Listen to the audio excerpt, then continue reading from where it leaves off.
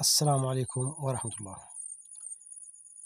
الجماهير، جماهير ريال مدريد وجماهير البرشا، الكل متعطش لرؤية المباراة الحاسمة، الكل متعطش لمشاهدة ومتابعة المباراة الحاسمة التي سوف تجرى هذه الليلة. يدخل برشلونة إلى الميدان وعينه على الليغا،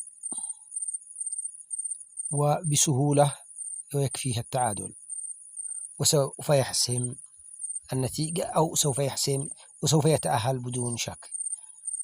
وبينما يدخل ريال مدريد وينتظر أو يريد أن يحقق فوز ساحق،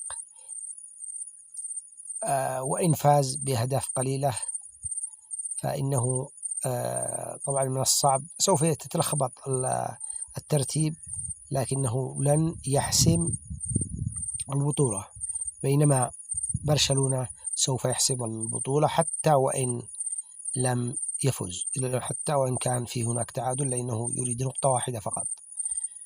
وعليه فالمباراة بالتأكيد بتكون ساخنة جدا جدا، لأن ريال مدريد يريد أن يغير الموازين ويريد أن يرضي جمهوره، وبينما برشلونة لا يريد إلا أن يتوج بطلا، وهذا ما يريده ويتعطشه جمهوره. نتمنى أن يشاهد الجميع مباراة ممتعة، والسلام عليكم ورحمة الله وبركاته.